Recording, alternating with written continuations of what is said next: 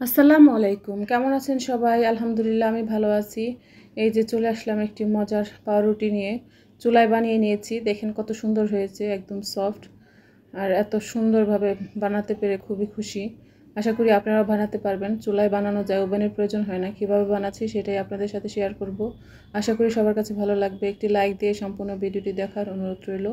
আমি এখানে 1 কাপ আটা নিয়েছি, আপনারা চাইলে ময়দাও নিতে পারেন। এর সাথে দিয়ে দিলাম স্বাদ মতো লবণ, 2 চামচ চিনি, 1 চামচ গুঁড়া দুধ আর 1 চামচ দিয়ে দিলাম ইস্ট।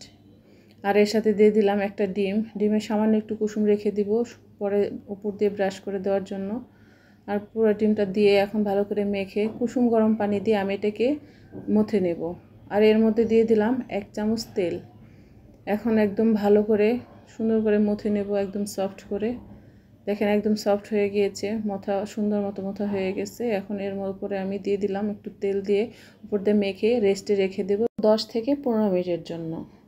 দেখেন অনেকটা ফুলে গিয়েছে, কারণ আমি আরও রেস্টে রাখবো, এই জন্য একটু এর মধ্যে আমি সুন্দর করে একটু মথে নিচ্ছি।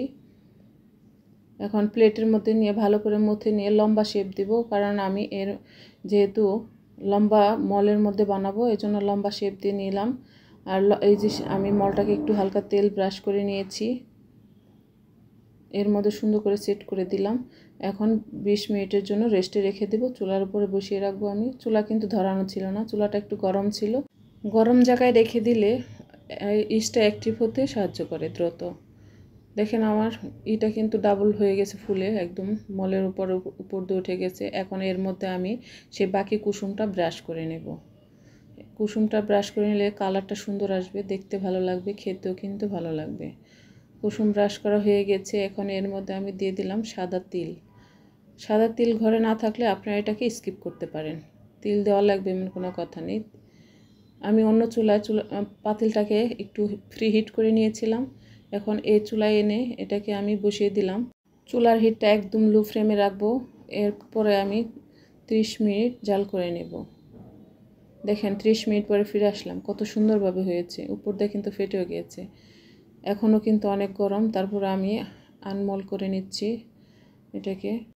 দেখেন আমি এখনও গরম রয়েছে, কি সফট হয়েছে, দেখতেও সুন্দর হয়েছে। চুলায় বানানো পাউরুটি কত সুন্দরভাবে হয়েছে, দেখলেও ভালো লাগে।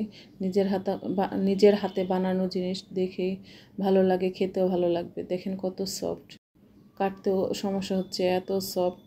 দেখেন, আশা করি সবার কাছে ভালো লেগেছে। সবাই ভালো থাকবেন, শেয়ার দিয়ে অন্যকে দেখার সুযোগ করে দেবেন। আপনি একটি লাইক আর কমেন্ট আমাকে অনেক উৎসাহিত করে। সবাই ভালো থাকবেন, পাশে থাকবেন। ধন্যবাদ সবাইকে। আল্লাহ হাফেজ।